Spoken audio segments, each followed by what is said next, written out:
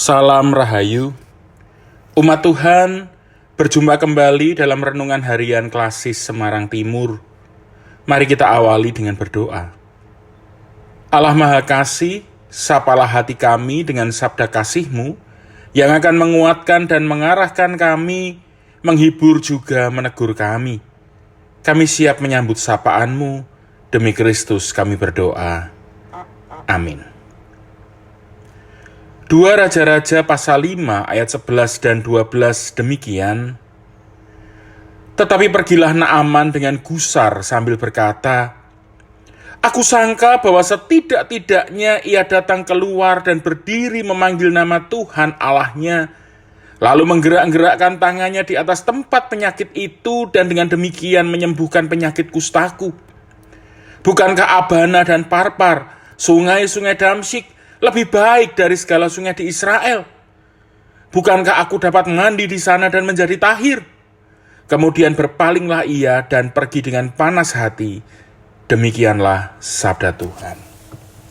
Umat Tuhan, ungkapan bocah wingi sore atau anak bau kencur seringkali ditujukan kepada pihak lain yang dirasa tidak lebih mampu atau tidak lebih senior dibandingkan dengan diri sendiri.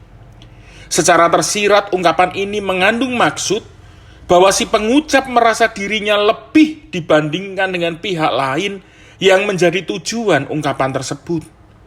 Ungkapan ini bisa jadi bertujuan sebagai mekanisme pertahanan diri, sekaligus juga dipakai untuk menyerang pihak lain.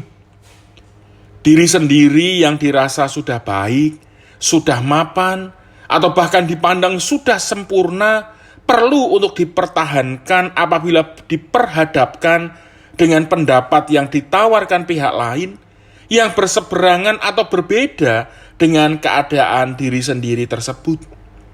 Alih-alih berintrospeksi diri atau mengolah pendapat tersebut dengan bijak, seringkali diri sendiri lebih sibuk untuk mencari pembenaran dan mencoba menyerang balik pihak lain tersebut. Akibatnya, tidak ada perubahan yang muncul sebagai hasil olah diri dan olah situasi. Cerita Naaman adalah sebuah cerita yang unik, karena seorang panglima Raja Aram datang mengusahakan kesembuhan kepada Elisa, seorang Israel. Perintah Tuhan melalui Elisa supaya Naaman mandi di sungai Yordan ditanggapi dengan keengganan berbalut kepongahan. Memang jika dibandingkan dengan sungai-sungai yang lain, Sungai Yordan bukanlah sungai yang istimewa, bukanlah sebuah sungai yang bersih. Sebagai seorang panglima raja, ego Naaman seolah tergores dengan perintah Elisa tersebut. Ia menolak dan membandingkan dengan sungai-sungai di Damsyik. Ia juga membandingkan perintah Elisa itu dengan kebiasaan orang lain yang melakukan ritual-ritual khusus.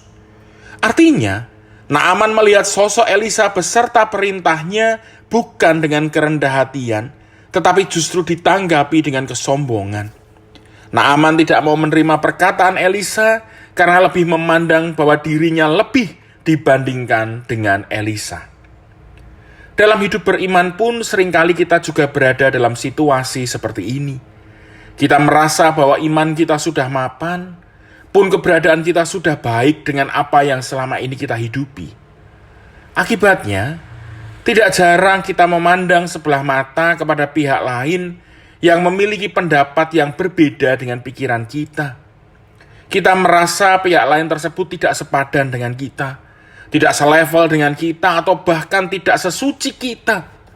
Apalagi jika memang pihak lain tersebut bisa jadi lebih muda, belum punya pengalaman seperti kita, atau memiliki track record yang tidak sempurna.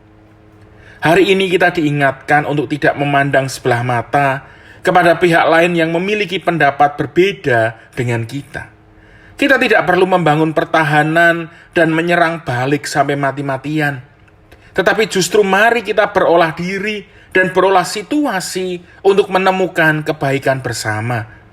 Siapa tahu, pendapatnya justru mewujudkan kehendak Tuhan atas hidup bersama.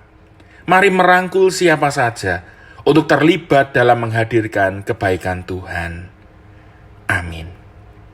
Mari berdoa.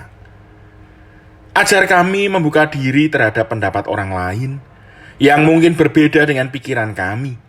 Jangan biarkan kami terpenjara dalam paradigma pribadi dan menganggap pendapat orang lain tidak penting.